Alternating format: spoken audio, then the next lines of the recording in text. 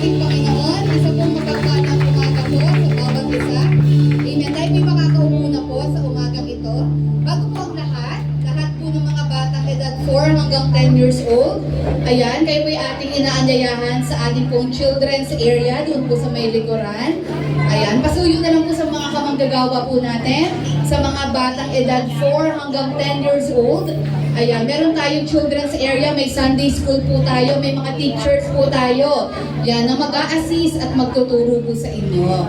Ayan, salamat po sa buhay po ng bawat isa.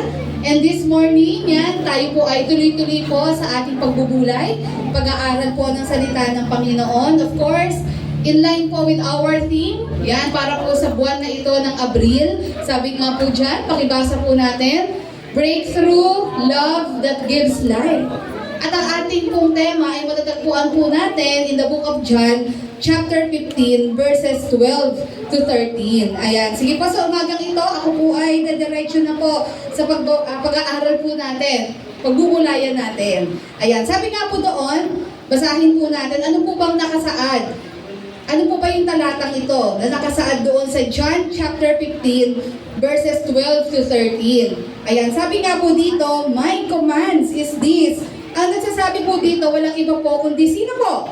Si Jesus. Siya po ang mismo nagsasalita dito. Sabi niya, my command is this, love each other as I have loved you. Amen? Ayan, pwede ba natin ulitin yon? Sabi ng Panginoon, love each other as I have loved you. Ayan, sabi niya po doon, greater love has no one than this, to lay down one's life for one's friends. Amen. Samahan niyo lang po akong manalangin. We lift unto you, O God, your very words sa umagang ito. Tunay nga po, anoint your words, anoint thy servant.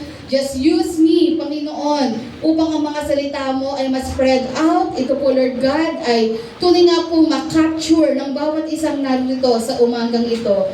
Lord, bigyan niyo po kami ng desire to listen, Panginoon, and any form of distraction, O God, we rebuke in Jesus' mighty name. Help us understand your word. Help us, Lord, na hindi lang marinig, kundi, Panginoon, maisa puso at magkaroon kami ng desisyon and intention to truly follow, Lord God, ano man ang mga sinasaad ng iyong mga salita. Samahan mo ang iyong lingkod sa umagang ito dahil wala po akong magagawa kung hindi niyo po ako sasamahan at tunay nga po ikaw lamang, Panginoong Yesus, ang madakila at matanghal sa aming kalagitnaan. Maraming salamat po. Itong aming manalangin in Jesus' mighty name. Amen. Palakpakan po natin ang ating Panginoon. Amen. Okay. Tayo po ay magpo-proceed na. So this morning, binigyan ko po itong ating pong pag-aaralan ng title. Sabi nga po dyan, hindi na po ako lumayo. The command to love one another. Amen. So, usually, pag nababasa natin ito, ang unang-unang pumapasok sa isip natin, ganito, para namang ang daling magmahal. Para ang daling mahalin ng iba. It's easy to love yung mga taong malapit sa atin, di po ba? Madaling mahalin yung mga taong malapit sa atin. Yan, yung mga taong gumagawa ng mabuti sa atin. Pero pag iniirapan ka, kapag tinatalikuran ka, pag walang pakialam sa'yo, it's hard na mahalin yung mga ganitong tao. Kaya iisipin natin, ano ba tong command na ito ni Jesus? Parang ang hirap-hirap naman ng command na ito na mahalin natin ang isa't isa. But alam niyo po, habang nag-aaral po ako sa topic na ito, meron po akong na-discover dito. Na-realize ko na yung command ni Jesus na mahalin natin ang isa't isa ay hindi naman sa sariling strength natin yun. If you will analyze and study the whole chapter of John chapter 15, maiintindihan mo ano ang connection ng kabuuan ng mga sinabi niya doon. Para talagang maisagawa natin ito. So, i-detail ko naman yan mamaya-maya. Amen? Kung ano yung mga discovery natin. Ayan. Ano yung mga na-unlock natin sa salita ng ating Panginoon. Amen? Yan. And actually, bago po ang lahat, tingnan natin yung senaryo. Ito pong John 15, ito po yung mga oras na kung saan any moment ang Panginoong Yesus po ay huhulihin na, aarestuhin na siya at ipapako na siya sa krus. So mula John chapter 13 to John chapter 17, dito po nagkaroon ng tinatawag na The Last Supper. Ayan, kung saan kasama niya po dito ang mga disciples niya. At dito, naghabilin siya ng napakaraming bagay. Marami siyang engineer sa kanila. So mahaba-haba to, imagine. So if you will study John 13, ano bang eksena doon? Di ba yung washing of the feet? Doon nagsimula yun eh. Di ba? Nung sila po yung umakyat sa upper room, walang naghugas ng paa ni Jesus, at hinugasan niya yung paa ng mga disciples. Then hanggang John 17, kung saan ang ating Panginoong Yesus ay nagbigay ng panalangin para sa sa mga disipulo at para sa ating pong mga Christians. Yung mga magiging Christians, magiging followers niya. Yung buong John 17, ang haba-haba noon, pero makikita mo yung puso ng Lord, yung panalangin niya para sa atin, na talagang ipinagpe-pray niyang maging matatag tayo. Amen? Sa anumang mga bagay na mararanasan natin. Yan. Pero alam niyo po, kung mapapansin niyo at kung babasahin niyo po, ito pong kabuuan from John chapter 13 to John chapter 17, kung saan ito po yung eksena ng Last Supper. Ano pong mapapansin nyo? Ayan. Ano yung pinaka-topic na laging sinasabi ng ating Panginoon? Kung iisipin natin, sabi nga, ito raw yung mga last moments ni Jesus before His arrest and before the crucifixion. So pwede yung ibili ng Lord, o ganito ha, mag-ano lang kayo dyan, mag-antay lang kayo. Pwede nyo, no? Pwede rin sabihin ng Lord na ayan, mag-antay kayo, o di kaya magpakabait kayo. Ayan, galing-galingan nyo yung pag-share. Yun po ba yung mga madalas na hinahabili ng Lord sa kanila during this moment? Actually, ang laging paulit-ulit na sinasabi ng Lord sa kanila ay magmahalan kayo. Pakisabi sa katabi mo, magmahalan tayo. Wow! Di ba? Yun ang paulit-ulit. Napansin niyo, basahin niyo po yan. Makikita niyo, wala siyang sinabi kung ano-ano. O galingan mo ang pagde-devotion mo, galingan mo ang pag-attend mo. Kailangan always present ka sa church. Although mahalaga naman talaga yun, di ba? Mahalaga din dumadalo tayo sa gawain. Pero ang madalas sinasabi ni Jesus dito, from John 13 to John 17, is about loving one another. Bakit kaya sa tingin nyo? Kasi alam po ng Panginoon na after po noon, kapag na-accomplish na ni Jesus yung mission niya, of course, magsisimula na po ang paglagana po ng Christianity noon. Alam niya na those days will be hard for the disciples. Alam niya. Nakita naman natin yon during the early church, if you will study the book of Acts. Grabe yung persecution sa kanila, grabe yung pag-aalipusta sa kanila, mapa-Hudyo, mapa-Romano, di po ba? Grabe yung pinagdaanan ng mga Christians noon. Kaya ang madalas sinasabi ng Lord, ang pinaka-hinahabilin niya, wag na wag niyong kakalimutan magmahalan. Kasi ito ang magiging ito ang magiging strong bond ninyo. In times of persecutions, in times na liligligin ang church, yung pagmamahalan niyo sa isa't isa. Yan ang magpapanatili sa inyo. Amen? Kaya pansinin niyo, pag ang church, wala nang pagmamahalan, nagkakanya-kanya, nagpapagalingan, wala nang pag-intindi sa bawat isa. Ito po ang recipe for the destruction and downfall ng isang church. Kapag ang church po ay nagkakanya-kanya at ayaw nang mag-care sa isa't isa, ang nangyayari, nagdi-divide. At pag nag-divide po yan, nagiging kasiraan, nagiging downfall ng church. Kaya no wonder bakit si Jesus, ito yung lagi niyang sinasabi sa kanila, love one another. Paulit-ulit niyang sinasabi yan. Because kailangan yan ng mga disciples at kailangan din po natin yan. Alam nyo, hindi naman madali ang buhay. Amen? May mga kanya-kanya tayong struggles in the ministry, sa personal na buhay natin. God knows gaano katindi mga pinagdadaanan natin, sa family natin, sa workplace natin, o saan mang area ng buhay natin, ang dami-dami natin pinoproblema. Amen? Pero di ba ano ang nagagawa kapag nagmamahalan ng isa't isa sa church? Nagtutulungan, nagpe-pray sa isa't isa, nagpo-comfort sa isa't isa. Amen? Nakakagaan sa pakiramdam. Kailangan natin ito, especially pag tumating ang persecution. Pag tumating na ang time na liligligin ng church. Wala naman tayong ibang kakampi, wala naman tayong ibang masasandalan, kundi syempre, una ang Lord, pangalawa, ang isa't isa. Amen? Because tayo ang nakakaunawa at nakakaintindi sa pananampalataya na ito. No wonder why Jesus Christ, ito yung lagi niyang paulit-ulit sinasabi, love one another. Pakisabi po, love one another. Okay, tatlong bagay po. Sabi nga dyan, in order to fulfill the command to love one another. Ayan, may tatlong bagay po akong nalagay dyan. Mga realization ko po habang ako'y nag-aaral. So number 1, ano po ang sabi po doon? Pakibasa po natin. Sabi sa number 1, of course, genuinely love God. Diyan naman po nagsisimula ang lahat. Amen? Siguraduhin natin ang pag-ibig sa Diyos ay hindi lang lip service. Hindi lang to sinasabi ng bibig natin. Kasi it's easy to say we love God. It's easy to say we love God pag lahat ng bagay umaayon sa gusto natin. Paano pag dinidisiplina na tayo ng Diyos? Paano pag may mga bagay tayong gustong gawin pero mali sa mata ng Diyos? Do we still love God? Di po ba? Pag sinabing genuinely love God, ibig sabihin totoo. Totoong pag-ibig sa Panginoon. Hindi namimili, hindi conditional. Hindi kapag all is well sa buhay ko, I love the Lord. Pero pag may mga problema ako, hindi ko masyado love ang Lord. Kasi bakit niya ako hinahayaang magka-problema? Okay, dito kasi magsisimula yan. Because it's hard to love others kung una sa lahat, wala tayong totoong pagmamahal sa ating Panginoon. Okay, ano pong sinasabi sa mga verses na ito? Simulan natin in John 14 verse 21. Pakibasa nga po natin, 1, 2, 3. Whoever has my commands and keeps them is the one who loves me. The one who loves me will be loved by my Father, and I too will love them and show myself to them. O, isa pa pong verse in John chapter 14, verses 23 to 24. Actually, marami yan, pero hindi ko na po sinawa lahat dyan. Di po ba? It's for you to read. Amen? Basahin niyo yung John 13. Basa tayo ng Bible. Ang saya-saya kaya magbasa ng Bible. Ang dami nating ma-unlock na treasures. Amen? Sino gusto ng kayamanan dito? Amen? Ito, kayamanang pangsawalang hanggan. Amen? So, read the Word of God and you will know God more and more in your life. You will appreciate Him more. You will love Him more.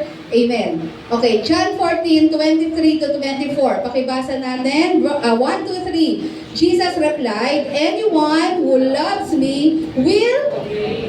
Amen. My Father will love them, and we will come to them and make our home with them. Anyone who does not love me will not obey my teaching. These words you hear are not my own. They belong to the Father who sent me. O, isa pa po. 1 John chapter 5 verse 3. Ayan. So, sabi nga po dito sa 1 John chapter 5, pakibasa po natin, 1, 2, 3. In fact, this is love for God, to keep His commands. And His commands are not burdensome. Ayan, sabi nga doon, ano ba yung pinaka-litmus paper? Yan, or yung pan-check natin kung talaga bang totoong may pagmamahal sa Diyos. Hindi sapat yung iiyak lang tayo, Lord, I love you, Lord. I love you, Lord. Di ba? With all your heart, lumod-lod. Okay lang yon. Hindi ko sinasabing masamang lumuhod, umiyak. Okay yon, if that is your way of expressing yung nag-uumapaw na pag-ibig ng Panginoon. Pero sabi nga po doon, ano talaga yung pinaka-pang-check natin? Ano yung test talaga? Yan, na talaga magpapakita na mahal natin ng Diyos. Yan, anong sabi nga po doon sa next slide natin? To love God equals obedience to Him. Sabihin mo sa katabi mo, obedience. Yan po yung paulit-ulit na sinasabi po doon sa mga verses na binasa natin. Ibig sabihin, ang pag-ibig sa Panginoon ay ano po, may kaakibat na pagsunod. May gawa, nakikita sa gawa, hindi sa puro salita. Ayan, kaya mahirap yung puro I love you sa'yo, mahal ka daw, chat, mahal ka daw, sasabihin mahal ka, pero wala namang action. Diba? Sinasabi mahal ka, hindi mo lang magpakilala sa magulang mo. Kung talagang mahal ka niyan, susuungin yan, kahit mga magulang mo. Kahit natatakot yan, pupuntahan niya yan, seryoso yan. Diba? Kasi alam niyo, ang dali naman magsabing, mahal kita, I love you. Pero hanggang bibig lang. Diba? Ang totoong pag-ibig, di po ba, ay nakikita sa gawa. May demonstration. Ang ating Panginoong Jesus, anong sabi doon? God demonstrated. Saan po yun? Romans chapter 5. God demonstrated His love for us. While we were still sinners, Christ died for us. Nakita nyo, ang Panginoon, Ang Panginoon ba masyado siyang masalita na love kayo, mga ganyan.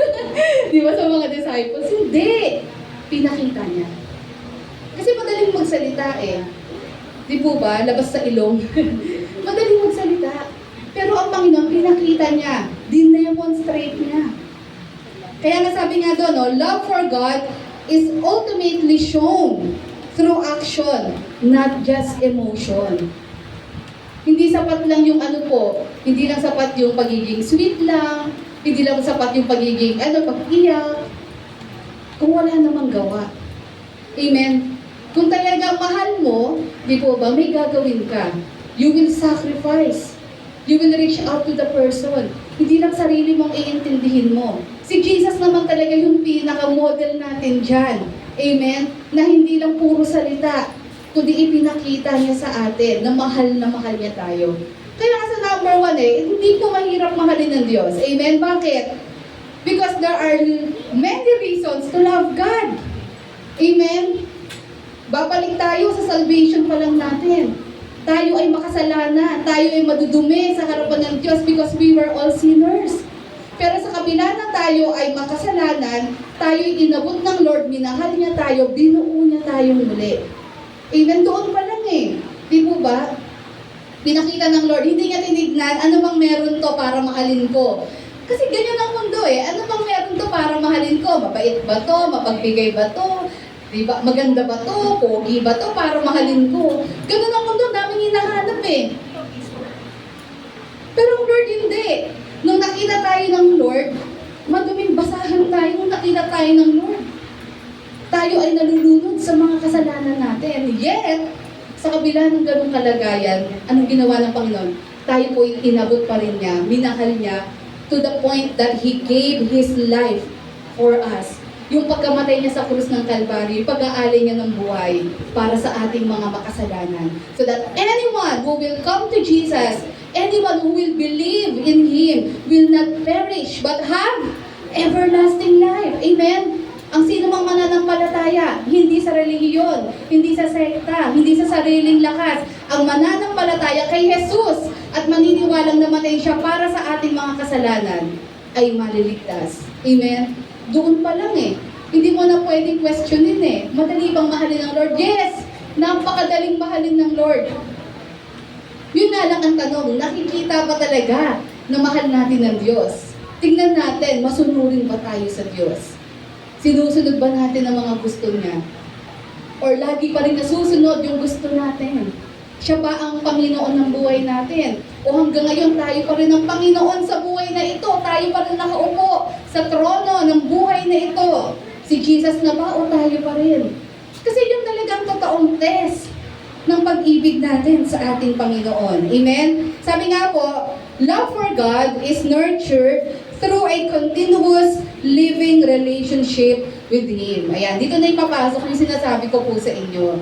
Yan, babalikan din natin yung ibang mga verses in John chapter 15. Ayan, ibig sabihin po niyan, ang pag-ibig naman po sa Lord, hindi naman basta-basta na, okay, nakakilala ka sa Lord, mahal mo na ang Lord, automatic talagang masasabi mong susunod ka na agad sa Lord. Aminin natin na at times we still fail at nagdi-disobey pa rin tayo. Tama po ba? Yan, alam po ng Panginoon yan. Pero sabi nga po doon, para tayo daw po ay ma-develop yung lumalim pa yung pag-ibig natin sa Lord, kailangan magkaroon tayo ng connection sa Kanya. Kailangan mag-build tayo ng relationship sa Kanya. Amen? Ang isang tao ba, nung unang kita mo ba dyan, minahal mo ba agad yan to the point na willing kang ibigay lahat sa Kanya, oras mo, panahon? Siyempre hindi. So, umpisa kakapaka kayo, bait pa to? Maldita ba to? Diba? Ano ba itong taong ito? Ganyan tayo nagkakapaan tayo nung umpisa. Pero bakit natututunan mong mahalin yung tao? As time goes by, nakikilala mo na. Minsan na naman pala siyang masungit, hindi naman all the time. Ayan, diba? Ay, ano pala siya? Masaya pala siyang kasama, medyo introvert lang. O diba, mga ganon? Kumbaga, ang hirap naman kasi talagang mahalin ng taong hindi mo naman talaga hindi mo talaga nakikilala ng lubusan. Kumbaga, ang point dito, yung pagmamahal natin sa Panginoon, nina-nurture yan. Kayo nga sa mga mag-asamang nandito, di ba? Tama po ba? Ang pag-ibig, nina-nurture yan. Amen? Inaalagaan yan. Dinidiligan yan. Amen? Kailangan ganon. Sa paanong paraan? Communication. Di po ba? At sa maraming mga situation sa buhay natin. The more nakikilala mo isa't isa, the more nakikilala niyo yung pangit sa isa't isa. Kasi sa umpisa, puro magagandang nakikita eh. Pero pag kayo lagi nang magkasama, lumalabas na, sumisingaw na. Lumalabas na ang mga pag-uugali. Pero dyan talaga natetest kung mahal mo siya at willing kang tanggapin. Yung mga minor ano lang naman, malakas umano, di ba, humilig, di ba, maingay, mga ganun. Kumbaga, yung mga bagay na ito na hindi naman totally makakasama sa pagkatao niya, natututunan mong tanggapin. Kasi ganun yung love eh. Pero syempre kung may mali siya, kung mahal mo siya, tuturuan mo din siya at itatama mo. Amen? Iko-correct natin. So, ibig sabihin, ganun din ang pag-ibig sa Lord. Nurture natin yan. Kailangan nananatili tayo sa ating Panginoon. Kaya nga sabi nga po, dito papasok ang John chapter 15, verses 5 to 9. Ayan. So, talagang pinilit ko siyang magkasya dyan kasi ang hirap ipaghiwalay eh. Yung thought kasi na andyan. Ayan. So, alam ko familiar kayo dito. Yung sinasabi na I am the vine, you are the branches. Sabi ko, habang inaaral ko ito pala ang connection niyan. Kaya pala, di ba ang ating theme verse ay John 15, 12 to 13. Na sinasabi ng Lord na magmahalan tayo sa isa't isa. Because prior to that, sinabi na ng Lord sa atin, ano ba ang sikreto? Ano ba yung dapat natin gawin para talagang matuto tayong mahalin ng Diyos, una sa lahat, at sumunod sa Kanya, at matutunan din nating mahalin ang bawat isa. Dito po tayo babalik. Basahin nga natin. Ano po ang sabi sa John 15, verses 5 to 9? Sabi po ni Jesus, I am the vine, you are the branches. Tayo daw po yun. If you remain in me and I in you, you will bear much fruit. Apart from me, you can do nothing. Okay, let's continue. Verse 6, if you do not remain in me, you are like a branch that is thrown away and withers. Such branches are picked up, thrown into the fire, and burned. Verse 7, if you remain in me, and my words remain in you, ask whatever you wish, and it will be done for you. Verse 8, this is to my Father's glory, that you will bear much fruit, showing yourselves to be my disciples. Verse 9, as the Father has loved me, so have I loved you, now remain in my love. At after po niyan, saka po sinabi ng Lord, yung alin po? That we should love one another. So ano po yung ano ko dito? Ano po yung revelation ng Lord sa akin? Revelation ng Lord sa atin dito. Bakit sinabi niya yan? Prior to telling us, actually sa ibang mga chapters, prior to that, nabanggit niya na yon. Ang point ng Panginoon dito ay ano po? Ang susi para tayo ay matutong magmahal ay ang pananatili natin sa Panginoon. Just like the branches, para ang branches ay mamunga, kailangan naka-attach sa puno. Ganon din po tayo. At ano po ba yung isa sa mga bungang tinutukoy doon? Love. Sabihin nyo nga po, love. Pag sinabi ni Jesus na remain in me, it means we should be spiritually connected to Him. Kailangan po lagi tayong konektado sa Kanya. Sa paanong paraan? Prayer.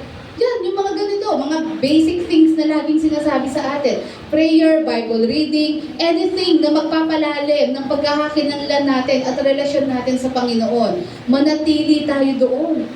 Bakit po? Kasi nga po, yung connection na yan natin sa Lord, the more we study His Word, the more we get to know Jesus, the more we will learn to obey Him. Amen? Tama po ba? Bakit tayo natututong sumunod sa Kanya? Natututo tayong sumunod kasi as time goes by, nakikilala natin kung sino ang Diyos. Nakikilala natin ang lalim at lawak ng pag-ibig niya, kung gaano siya kabuti, kung gaano ka-worthy na sundin siya. Amen? Na there's no reason for me to disobey Him. Amen? At sabi nga doon, natututo tayong sumunod sa Kanya. Alam nyo, mahirap sumunod sa Diyos kung hindi naman natin kilala ang Diyos. Amen? Kaya tayo nahihirapang sumunod lagi sa Lord, it's because hindi natin siya ganun kakilala. Hindi natin naiintindihan sino ba, gaano kalaki, kadakila, kamakapangyarihan ng Diyos na ito. For us, na ano po, na huwag siyang pagkatiwalaan. Kaya kasi natin siya dinidisobey kasi hindi na nagtitiwala sa Kanya.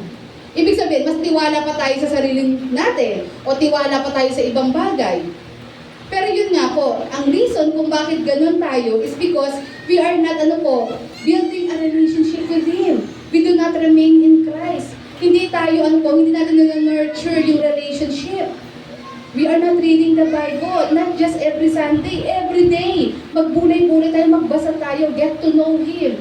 Sa lahat ng kaparaanan, kilalanin natin ang Panginoon. Mas maganda na nagbabasa tayo, amen? Para hindi rin po tayo, hindi rin po tayo basta-basta napapaniwala ng mga false teachings. Kailangan nagbabasa tayo, kilalanin natin ang Diyos.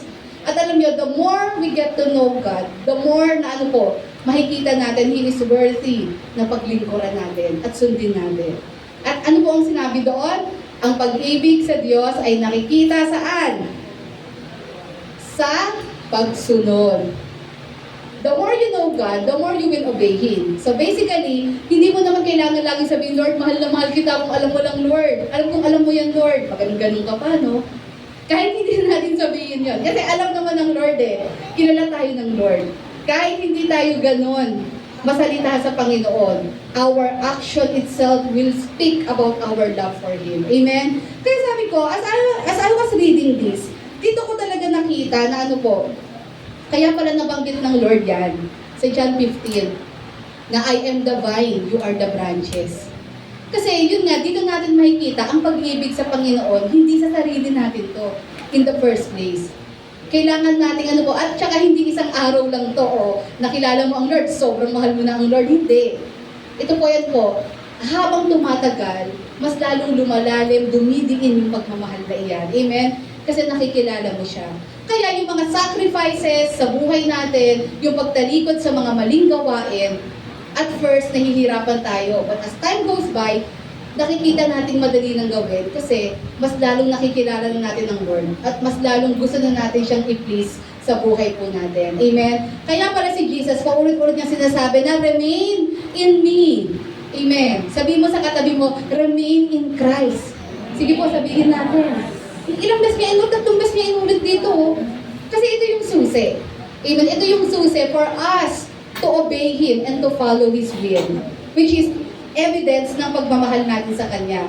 Ay yung pananatili natin sa Kanya. Kaya nga sabi doon, the desire to faithfully obey God is the fruit of our connection to Him. It is love expressed in action. Amen? Kasi maliwanag talaga na ang totoong pag-ibig ay hindi lang puro salita. Ang totoong pag-ibig ay nakikita sa gawa. Amen? Sabi nga po doon, the command to love others cannot be established if we do not truly love God and grow in that love. Bago tayo pumunta dun sa pangalawa, kaya dyan ko po sinimulan, kasi it will be hard for us na makita yung logic ng Lord. Bakit kailangan kong mahalin ng ang isang tao? Mahalin ko ang kapatid ko kahit hindi ko masyado feel. Kung hindi tayo magsisimula dito sa foundation, na kailangan totoong mahal natin ng Diyos, totoong konektado tayo sa Kanya, because in turn, ang Lord ang magtuturo sa ating buksan ang puso natin para mahalin ng iba. Amen? Siya yung magtuturo sa atin, hindi mo naman ipipilit ka sa sarili mo Kasi nga, because you love to obey God, gusto mong sumunod sa Lord, mahal na mahal mo ang Panginoon, kaya susunod ka. Therefore, one of His commands is to love one another. It will be easy for us to apply this. Kasi nga, dahil sa ating pag-ibig sa Lord. Number 2, ano ang sabi po sa number 2 natin? Pakibasa natin. A new command to love as Jesus loves. Amen? So, nagbigay po ang Lord ng Actually, hindi naman talaga masasabi natin new command yan. Yung pag-ibig sa kapwa, even in the Old Testament, sinasabi na yan. Ang bago po dyan ay nagkaroon na tayo ngayon ng standard. Paano ba magmahal? Kasi in the Old Testament, sinabi, okay, mahalin yung isa't isa. Pero ang tanong, paano? Sino ba yung paggagayahan namin? At dito sa John 13, ayan, kasama po yan doon sa Last Supper. John 13 to 17. Dito po sa John 13, nagbigay na po ng standard sa atin. Kaya nga new command. Magmahal tayo katulad ng pagmamahal ni Jesus sa atin. Meron na tayong model. Meron tayong paggagayahan. John 13, 34 to 35, pakibasa po. A new command I give you as I have loved you. So, Amen. Verse 35, by this everyone will know that you are my disciples if you love one another. Amen? Nakita niyo na paulit-ulit ang Lord sa love one another, love one another. Any phrase or words na paulit-ulit sinasabi sa Bible, it means importante yun. It means mahalaga yun sa Panginoon. Amen? So dito sabi nga noon, because when we love as Jesus loves, it reveals a kind of love the world has never truly seen. Unconditional, pure, and transformative. Amen? Sabi doon, no, ngayon meron na tayong standard paano ba ako magmamahal. Kung paano nagmahal ang Panginoong Yesus sa atin. At ano ang kaibahan ng pag-ibig ng Lord between sa love na meron sa mundong ito. Yun pa lang ang pag-ibig sa mundong ito ay conditional. Pero ang sa Lord, unconditional. Sa mundong ito, maaring merong ill intention or hindi pure yung love. Nagmamahal kasi baka may mapapakinabangan, may makukuha. Pero ang Lord pag nagmahal, pure. The fact that we were sinners, nung minahal tayo ng Lord, pagpapakita na yun ng purest love niya sa atin Amen? Kasi kung titingnan ng Lord, kung sino tayo, pag-uugali natin, pagkatao natin, nakaka-disappoint talaga. Amen? Kung gaano tayo karumi at kamakasalanan, but we can see gaano ka-pure yung love ng Lord. Kilala tayo ng Lord. More than we know ourselves, more than others know us. Pero sa kabila noon, kahit gaano tayo karumi, grabe yung pagmamahal niya sa atin. Hindi siya nag-hesitate na ibigay ang buhay niya para sa atin. And transformative. Ito yung maganda. Ang pag-ibig ng Lord ay nagbabago. Ang pag-ibig po ng Panginoon ay nagkakaroon ng sa atin, ng growth, ng maturity sa atin. At alam nyo, yung ganitong pag-ibig ay hindi nakikita sa mundo to. At sinong dapat magpakita nito? Sabihin mo sa katabi mo, ikaw at ako. Tayo pong lahat. Amen? Bilang mga tagasunod ni Jesus, sino pa bang aasahan natin? Huwag mo sabihin yung katabi mo lang, huwag mo sabihin yung kaharap mo lang. Diba? Huwag yung sabihin ako lang. Diba? Dapat tayong lahat. Sabihin mo sa kaliwat kanan, tayong lahat.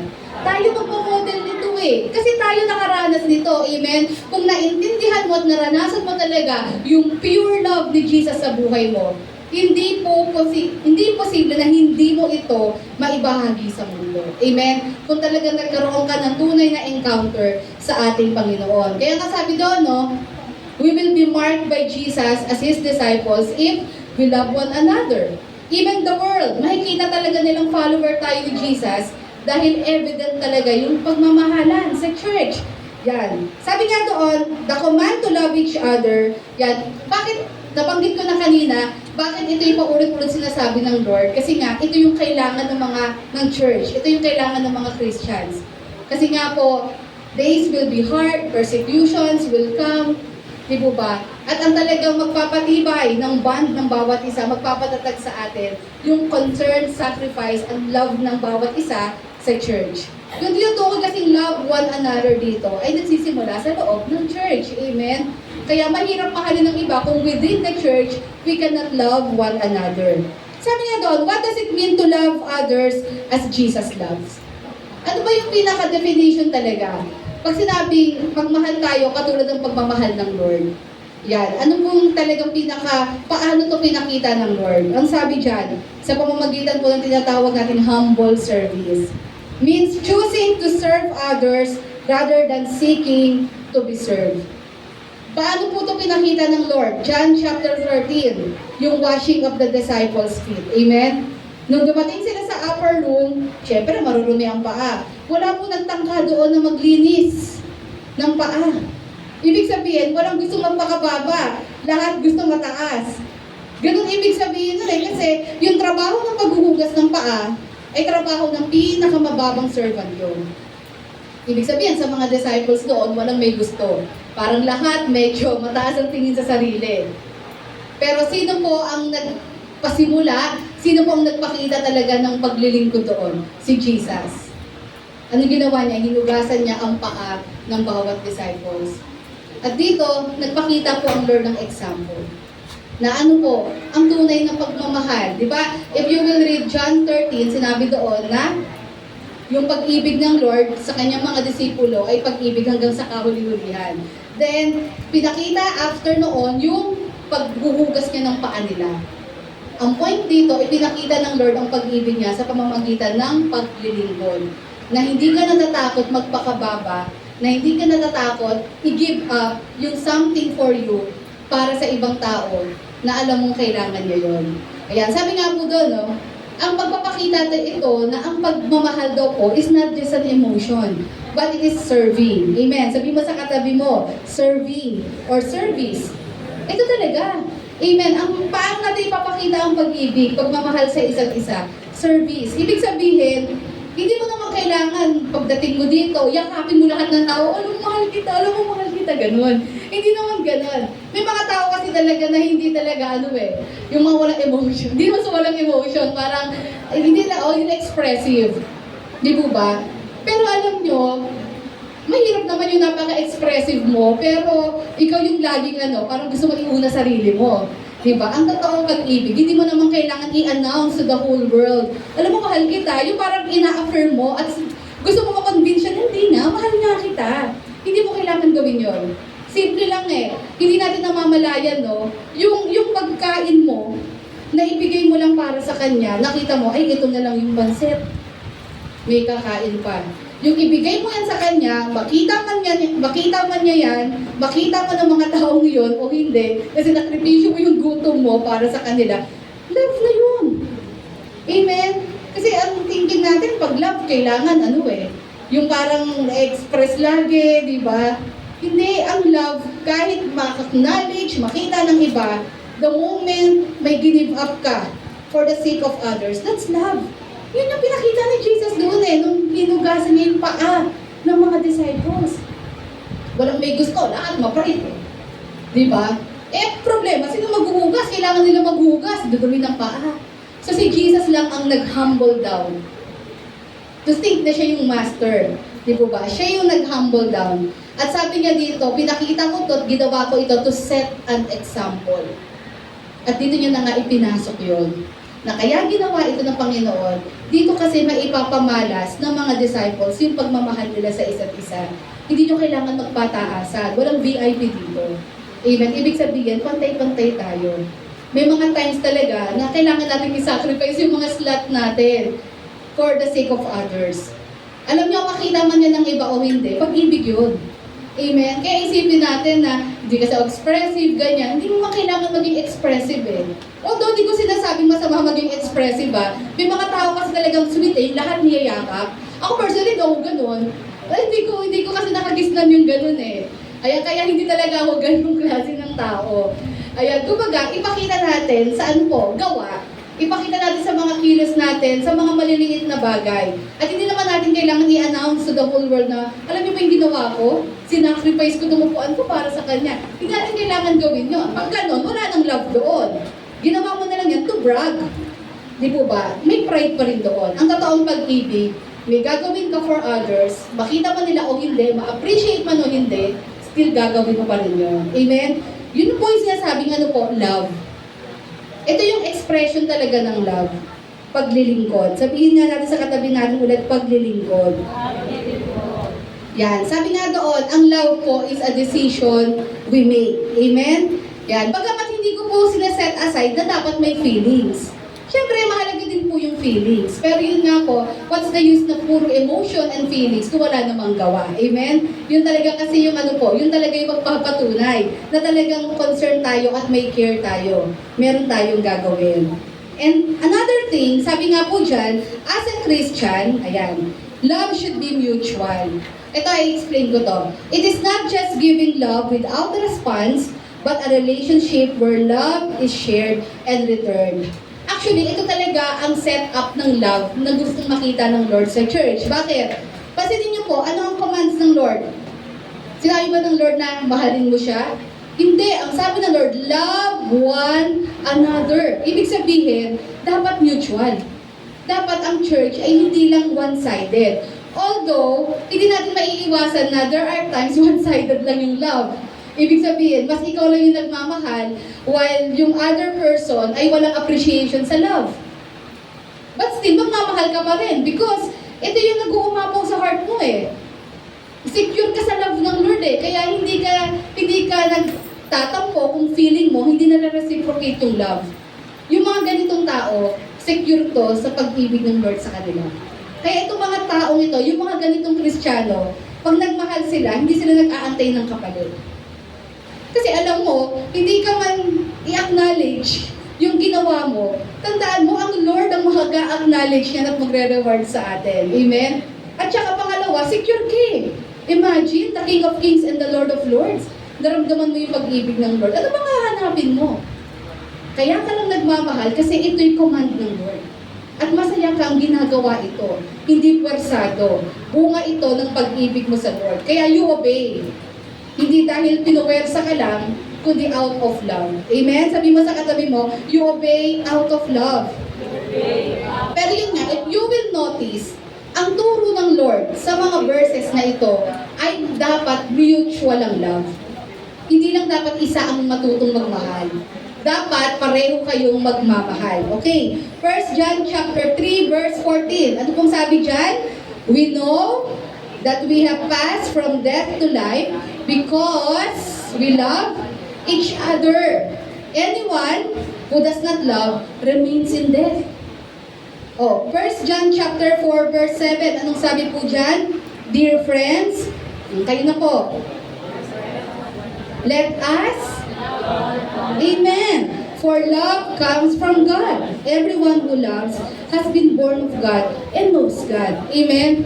At napakarami pa niyang commandments na yan na ang sinasabi, love one another. Magmahalan kayo sa isa't isa. So as a Christian, hindi po pwede yung ibang tao lang. Ikaw, taga-receive ka lang. As a Christian, kung tayo ay totoong Kristiyano, dapat natututo din tayo mahalin, i-reciprocate din yung pag-ibig na yon. Hindi dahil hinihingi niya yon, hindi dahil gusto niya ma-acknowledge mo yung love niya para sa iyo, kundi kasi yun ang sinasabi ng Lord, magmahalan sa isa't isa. Amen. Pero yun nga, sabi ko kanina, hindi maiiwasan na minsan one-sided lang ang love. Pero huwag tayong tumigil. Amen, kahit ganon. Pero ipag-pray natin na ma-apply natin lahat ito, na bawat isa ay magmamahalan. Amen? At malinaw po dito sa mga verses na ito, na alin po, ito po talaga ang magpapatunay na tayo ay totoong Kristiyano. Amen? Na totoong tayo po ay ligtas, na totoong kilala natin ng Lord. Hindi lang pagdalo sa church. Not because we are attending every Sunday, automatic born again tayo, Christian tayo, no. Ang magpapatunay talaga na tayo totoong Kristiyano ay napapractice natin yung pagmamahal sa isa't isa. Amen? Malino po yan sa mga verses na binasa po natin. Sabi nga, we should remember, Christianity is not only about our relationship with Jesus. Amen? But also about our relationship with others. Amen. Ang pagiging Kristiyano po, pwede natin sabihin, ang mahalaga, kilala ko ang Lord, mahal ko ang Lord. Okay na yun, wala nang paki sa iba. Basta tinanggap ko siya sa buhay ko, hindi. Basahin po natin ang Bible. Nakita natin, no, ang turo ng Panginoon ay ano po, fellowship. Ang turo ng Lord, love one another. Kaya hindi po pwede natin sabihin, sapat na yun. Ako, bahala, sa bahay na lang ako, mag-aaral na lang ako. Di po ba? Kasi hindi natin nare-realize, nag-grow din tayo as a Christian. Saan po? Habang kasama natin yung mga kapwa believers natin. Amen. Bakit? Paano ko nasabi nag-grow tayo as a Christian? Habang kasama na. Kasi pwede natin sabihin, ay nako, di ba ako magkakasala? Kung mag-isa lang ako, doon na lang ako sa bahay, magbabasa na lang ako ng Bible. Ganyan. Di ba? Pwede nga naman yan, isipin natin. Pero yun nga, ang pagiging Kristiyano is not only about our relationship with Jesus. Kailangan din natin nakikimingle. Bakit? Ba't ko nasabi na part ng maturity natin is we belong to a fellowship? Alam niyo kung bakit, mga kapatid? Kasi dito sa church, matetest ang ating ugali. Tama po ba? Dito lalabas kung gaano kalawak ang kaunawaan mo. Dito makikita kung magagalitin ka, pikon ka. Dito na yun, di po ba? Kasi tandaan natin, kahit mga Christians na tayo, may mga ugali pa rin ng bawat isa. Tama po ba? May mga attitude pa rin tayo eh. May mga bagay na ganito personality mo, ganun ang personality niya. Hindi ka sanay, gusto mo lahat ang sabihin mo, may sagot. Yung problema, may mga tao na walang self-awareness. Totoo yun, kahit Christian, walang awareness, di ba? Yung parang dumaan lang, na parang hangin. Tapos kinakausap mo, hindi kayo nintindi. Hindi nawawala yun. Ako, minado ako, minsan ganun din ako. Di po ba? Pero sa pamamagitan nun, natututo tayo. Doon tayo nag-grow. Kasi doon natin nakikita, yun yung nagiging test natin ng ugali natin. Tama po ba? Natetest mo gaano ba ako ka-patient ngayon? Sa araw to, nag-improve na ba yung pagiging patient ko? Di ba? Yung pagiging maunawain ko, yung pagiging generous ko. Dito lahat yan. May kita natin. Uunawain mo o mapipikon ka. Pipiliin mong to be the bigger person. Di ba? Yung mga ganon. Pipiliin mong lawakan ng isip mo at maging ano ka. Kumbaga parang, yun nga, lalawakan mo isip mo, iisipin mo na, baka kaya lang siya ganon, may pagkamaldita kanina, ganon sumagot. Kasi baka lang medyo masama ang loob, di ba? Or baka may ganito sa trabaho niya or sa school, kaya ganon. Kasi meron din talaga mga Christians na walang awareness. Nagmamaldita. Na parang, di ba, hindi nawawala yun. Nagmamaldita, minsan pagkausap mo, yung pabalamang salita. Totoo yun. Ngayon, kung ikaw ay mahina-hina kang Christian, di ako na mag-church doon. May maldita, may suplada, may ganun. Di ba? Kinakausap ko, dinaanan lang ako. Minessage ko, di man lang nag-reply. Puro sin lang. Mga guilty dyan sa puro sin. Reply kasi. Reply kasi. Pero pag outing, sinasabi sa outing? Di ba? Todo likes, heart, di ba? Tapos may mga heart pang gumagano, sumasa ako. Pero pag may gawain, sino? Hanggang sa to the point na hindi ko alam kung nakikita ko o hindi. Nakikita pa kayo. O baka na-restrict na ako. Na-restrict na ata ako Di ba? Ako, papansin ako. Hindi ko tatantanan. Na-joke lang. Hindi, totoo yun. Sa totoo lang, alam nyo, ilang years na ba ako Christian? Hindi mo kalain, nasa 20 years na akong Kristiyano. Aminado ako, hindi ako perfect. Ako din, may mga ugali din ako na malamang tinolerate din ng mga tao sa paligid ko. Di ba? Pero marami rin akong naranasang gano'n. Tandaan nyo mga kapatid sa mga dumadalo dito. Hindi porket nasa church tayo, perfecto mga tao dito. Makaka-encounter ka dito talaga ng suplada, maldita, pabalang sumagot. Diba? Ganun talaga. Pero it's up to you. Alam mo dyan, huwag mo tignan ng iba. Tignan mo ang sarili mo. Amen? Tignan mo ang sarili mo kung gaano ka naka-mature as a Christian para matake mo ang lahat ng iyon. Sabi ko nga sa 20 years ko na yun, kabataan pa lang nasa church na ako, dami ko nang na-witness. Pero I praise God kasi talagang yun yung pinagpapasalamat ko sa Lord kasi talagang totoo yung look unto Jesus. Diba? Na parang totoo talaga na if you remain connected to Christ, mag-grow ka. Yung mga ganong bagay, ipagdadaanan mo na lang yun, hindi mo na iintindihin yun. Kumbaga, maliit na bagay lang naman Baka sadyang lang, o baka mamaya malabo lang talaga ang mata. Alam niyo, sa panahon ngayon, ang daming malalabo mata, tapos walang salamin. Diba? Tapos dumaan ka, akala mo hindi ka pinansan, yung pala, nearsighted siya. Di ba, hindi ka talaga niya makita. So, bago tayo mag-judge at mag-conclude sa mga bagay-bagay, isipin natin, baka may mga dahilan. Amen? That's a sign of maturity. Na pinipili mo maging bigger person. Amen? But of course, kapag may kailangan i-correct, i-correct. We rebuke with love. Di ba? Pag magre-rebuke, hindi i-announce mo to the whole world. O, alam niyo ba, itong si ganito, hindi ganon. Kung mahal mo yan, anong gagawin mo? Kakausapin mo. Masaktan siya, kumbaga, maano siya sa sasabihin mo, ba't sasabihin mo? Pero sa kanya mo lang sasabihin. Di ba? Para kung meron, kasi alam mo, kahit ma-upset yan, ganun naman, sino bang kinokorek natutuwa? Talaga ba? Sige, babaguhin. Walang ganun. Aminado tayo, may pride pa rin tayo kahit papaano. Pag kinonfront tayo, kinorek tayo, deep inside, gusto pa rin natin i-justify yung sarili natin. Gusto pa rin natin, lumaban. Ganyan. Pero alam nyo, kapag mature yung kausap nyo, tandaan nyo, pag mature na Kristiyano yan, mapagbubulay-bulayin nyo yan. At marirealize nyo yan. Oo nga, napapansin ko nga. Ganun na pala ako lately. Diba? So, kung may dapat i-correct, i-correct. So, yun yung dahilan. Bakit ang pagiging Kristiyano ay hindi lang po tungkol sa relationship natin sa Lord. It's about our relationship with others. Amen? Kasi dito talaga natin nakikita ang totoong kalagayan natin spiritually. Amen? At dito talaga natin mapapractice yung pagmamahal natin sa isa't isa. Hindi mo kailangan maging ka-close, kaibigan ng isa para mahalin siya. little sacrifices na pwede mong gawin para sa kanya, di ba? Offer your seat for him or her, kahit hindi mo siya ganun ka-close, that's love already. Amen? Though feelings is important, pero hindi naman laging kailangan yon, di ba? Na ang pagmamahal is, naiisip mong baka may ibang mas kailangan noon. Mas importante na siya ang makaupo doon kaysa sa akin. Love na yon. Amen? Hindi kailangan na laging may nararamdaman tayo or close tayo sa tao yon. Sa totoo talaga yun. Kaya nga, wag mo kayong mag-hesitate at wag kayong sumuko agad. Ganun talaga. Di po ba? Iba't ibang tao tayo dito, iba't ibang personality tayo. Tandaan nyo, binabago din ng Lord yung taong iyon. Kung paano ikaw din, binabago ka rin ng Lord.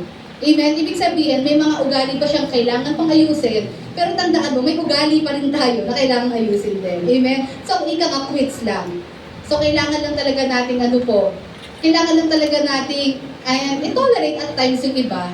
At yun nga, if kailangan i-correct with love. Amen? Ayan. Kaya sabi nga po sa John 15:17, this is my command. Ano sabi po doon? Love each other. Amen. And last po, number 3, sabi nga po dyan, loving one another, ano sabi po dyan, draws non-believers and points them to God. Amen. So, dito may kita natin, nag-umpisa sa Lord, pangalawa sa atin sa loob ng church, ang mga Christians, pangatlo, yung pagmamahalan natin sa isa't isa, ito po ang magli-lead para ang mga hindi mananampalataya ay ma-curious, ma-excite din sila, at naisin din nila kung ano man yung meron tayo. Amen? Ayan, sabi nga po doon, 1 John chapter 4, verse 12, no man has seen God at any time. If we love one another, God dwells in us, and His love is perfected in us. Wala pong nakakita sa Diyos. Wala pong nakakita sa ating Panginoon. Pero, sabi doon, kapag nagmamahalan daw po tayo, ito yung pagpapatunay na ang Diyos ay nananahan sa ating kalagitnaan. And His love is made perfect in us. Amen? Ito talaga yun. Kaya alam niyo po, kasi sa labas, sa mundo, sa mga taong walang Diyos sa buhay po nila, so much is going on di po ba? And yun nga po, yung pag-ibig nagiging conditional, ganyan. Pero pag nakita talaga nila yung genuine love sa bawat isa sa loob, ito yung magiging sa kanila magnet sa kanila. Para naisin din nila kung ano yung mga bagay na meron sa akin. Pero kung nakikita nila, siraan, di ba, chismisan, kayo mga Christian, kayo nagchichismis ng kapwa Kristiyano nyo. Tapos nagchichismisan pa sa coffee shop. Bakit? Puro Christian ba nandoon? Tapos mamaya, sige, pray muna tayo. Siguraduhin nyo yung gathering, hindi chismis. Prayer talaga, di ba? Sabi ko, minsan mga Christian hindi aware sa gano'n. No, nasa labas minsan sa bahay ng ganito. Ang tanong, Christian na lahat ng kasama mo sa bahay. Kung ako kasama mo sa bahay, tapos nagkukwentuhan kayo, ano kung si ganito, ganyan. Hindi ako attend dyan. Pambihira. Pag ako attend ako dyan, panigurado, isa na rin ako sa topic dyan. Diba? Time will come. Kapag tayo po ay nasa una sa lahat, whether saan man tayo sa loob ng church or sa labas, of course, hindi magandang nagchichismis tayo. At hindi magandang naninira. Hindi po yan bunga ng banal na Espiritu Santo. Hindi tayo bless ng Lord yan. Hindi ka Kristiyano kung ginagawa mo yan. Pag nasa labas tayo, kailangan ang marinig nila at maramdaman nila yung buhay ang Diyos sa pamamagitan natin. Testify about what the Lord has done sa buhay natin. Ikwento mo na lang buhay mo, magkwento ng iba. Kaya mo ikwento nila yung testimony ng buhay nila. Ikwento natin yung ginawa ng Lord sa atin, yun ang i-share natin. Mapagpapala pa yung mga tao sa labas. Amen? Yan. At sabi nga doon, kasi dyan nakikita Kasi kung talagang mahal nyo ang isa't isa, hindi mo i-chismis, hindi mo sisiraan yan. Amen? Kung may nakikita kang mali, kakausapin mo yan. Amen? Kapag chinichismis mo, walang love doon. Nag-create ka lang ng chaos, ng division. Ang totoong pag-ibig, you will not talk about the person sa likuran niya. You will talk directly to the person with love. Amen? I mean, love, di ba ba? Dahil mahal mo yung tao. Diyan tayo nakikita ng mundo. Kapag talaga nakikita talaga nila yung concern sa bawat isa, present man o hindi, yung taong iyon. Amen? Andun talaga yung, andun talaga yung pagmamahalan, concern, care sa bawat isa. Sabi nga, genuine love within the church serves as a powerful testimony to non-believers. Amen? Pag nakita talaga nila yung love and care sa bawat isa, ito talaga yung powerful testimony natin. Sa totoong nananahan si Kristo sa ating kalagitnaan. Sa mundong punong-puno ng lungkot, mga taong broken sa maraming bagay, at pag nakita talaga nila na totoong ang pag-ibig pala, nag-e-exist pa rin talaga. At yun ay sa pamamagitan ni Kristo. Siyempre, sino bang magpapakita niyan? Tayo po. Sabi mo sa katabi mo, tayo ang magpapakita ng pag-ibig ni Jesus. Sabi mo sa katabi mo, tayo yun, di ba? Pag mo sabihin, hindi na lang ako, pas na lang ako, kayo na lang. Tayo yun. Once na tumanggap ka sa Lord, tayo yun. Magpapakita ng pag-ibig ng Lord sa mundong ito. Amen? Yan. And as we end, tayo tumayo sa umagang ito. Yan. Sabi nga po in the book of Matthew 22:37 to 14. Jesus replied, "Love the Lord your God with all your heart and with all your soul and with all your mind. This is the first and greatest commandment. And the second is like it, love your neighbor as yourself.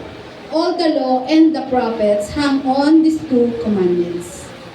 Alam nyo, basahin niyo po yung verse 38. Anong sabi po ng Lord? Verse 39 rather. Inahalin tulad niya ang pag-ibig natin sa kapwa, katulad ng pag-ibig natin sa Diyos. Verse 39, and the second is like it, referring to the first commandment. Ibig sabihin, same intensity to, same level ito. Kung sinasabi mong mahal ng Diyos, automatic, you will love others. Amen. Hindi natin pwede sabihin, ito ay mababa lang na pag-ibig. Sabi dito ni Jesus, katulad nung naunang command, ang pagmamahal sa neighbor, sa kapwa natin is the same with the first command na mahalin natin ang Diyos ng buong puso. Amen? At sabi nga po ng Panginoon dito, no, ito yung kabuuan ng ano po, ng mga sinasabi ng mga prophets, yan, at ng mga ano po, ng law, yan, particularly in the Old Testament. Hindi naman natin pwedeng sabihin, sige, hindi na ako magbabasa ng Old Testament. Total, alam ko na, ang puno-puno niyan, love. Di ba? Ang point ni Jesus, kasi ang kausap niya, religious leaders, mga lawyers, mga nag-aral ng theology. Ang point niya dito, baliwala yung kaalaman niyo kung hindi niyo naman na-apply. Baliwala yung knowledge niyo about God, about His laws, about His prophecies. Kung kayo'y nagiging masama sa kapwa nyo, pinahihirapan nyo mga Hudyo, baliwala lahat yan. Kasi actually, if you will analyze the whole Old Testament, nire-refer niya dito yung Book of the Prophets and the Law, kay Moses yan, yung Torah. Kung naiintindihan nyo yan, ang pinaka-conclusion yan ay mahalin nyo ang ibang tao. Mahalin nyo ang Diyos, and yung pag-ibig na yun sa Diyos, magli-lead sa atin to love others. Kasi kahit anong runong natin or dunong natin sa mga ganitong bagay, pero kung walang application at nandito lang sa isip natin, baliwala din. Amen. So we are reminded sa umagang ito ng ating Panginoon. Unang-una na, of course, the Lord has commanded us to love one another. And lahat yan mag-uugat sa pag-ibig natin sa Diyos. At nakita natin, ang Panginoon din naman, at the end of the day, ang magbibigay sa atin ng strength, ng power to love one another. Paano? Remain in Him. Manatili tayo kay Jesus. Alagaan natin ang relasyon natin sa Lord. Dahil pag ginawa natin yan, itong mga sinasabi ng Lord na commands like love one another, first and foremost, hindi na ito magiging mahirap sa atin. Kasi nga, if we love God, if we love God, ano pong sabi doon? We will obey Him. And yung pagsunod, hindi na mahirap to. Kung talagang meron tayo, connection everyday sa ating Panginoon. Sa umagang ito, gusto ko lang pong sabihin, huwag tayong masatisfied na nakakapakinig lang tayo paglinggo. Personally, kilalanin niyo ang Diyos. Buksan natin ang mga Biblia natin. Amen. Any means, methods for us to know God, gawin natin. Makinig ka ng mga podcast, makinig ka ng mga sermons, pwede yun. Napakarami niya. Piliin mo lang, syempre, kung ipapakinggan mo. Di ba? Makinig ka sa Child Church Worldwide, sa YouTube. Every Wednesday, may prayer revival. Announcement na rin yun. Di ba? Attend po kayong mga prayer watch, morning watch, sa Zoom, sa umaga. Kasi yung mga gawain na ito, hindi po ito pangdagdag lang ng daming activity. Kung nyo isipin nyo, tandaan nyo, yung bawat activities na yan, may gagawin ng Lord, may ituturo sa atin. Amen? Yan, kasi minsan parang napapagod ka na, dami activity sa church. O mamaya, mga kabataan ha, 1:30 meron kayo sa Santa Clara. So kung yung iisipin, pagod kami, ganito, dami namin gagawin, ano na naman, gathering. Alam nyo, ganito lang ang mindset nyo lagi. O hindi lang sa mga kabataan, sa lahat. Ako ganito mindset ko. Kasi aminado ako, at times nakakaramdam din ako ng ganun. Na talaga, parang mapagod ako, parang ayoko umatin. Pero ito ang nilalagay ko sa isip ko. Alam ko, may gagawin ng Lord sa araw na yon, may ituturo ang Lord sa akin. Hindi naman ako papupuntahin ng Lord doon kung wala siyang i-reveal sa akin. It's about, i-ready mo yung self mo na sa lahat ng lugar, sa lahat ng mapapakinggan mong preachings, may matututunan ka. Amen? Pero kung isasara mo na yung isip mo na, ay naku, mag-a-seminar na naman, ganyan, wala ka talagang matututunan doon.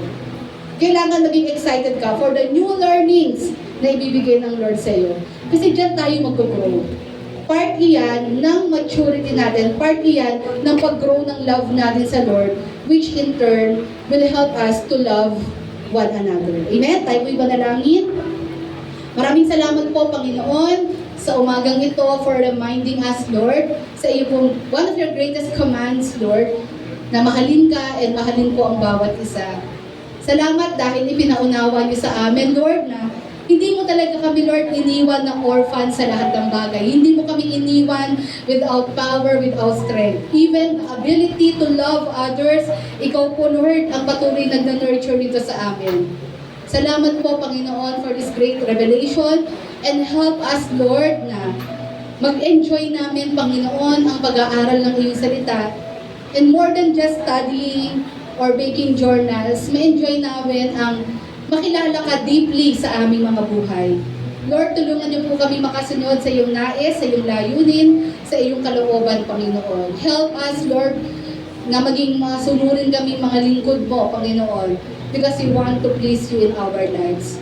And I pray sa umagang ito, Lord, ikaw ang patuloy humipo sa puso't isipan ng bawat isa. Touch every soul in this place, touch every heart, so God, at nawa marami kaming mga babaunin, Lord, na katuruan sa umagang ito na mabibitbit namin, ma-apply namin sa aming mga buhay.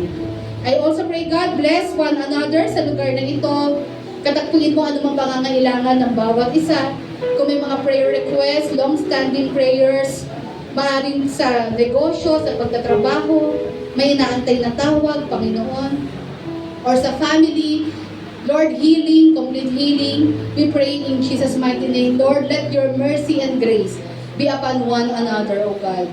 Na anumang mga panalangin, Lord, na meron ang bawat isa na bitbit ngayong umagang ito, sa pangalan mo, Panginoong Yesus, according to your perfect will and timing, it will come to pass, O God. And most of all, it will give glory and honor to your holy name.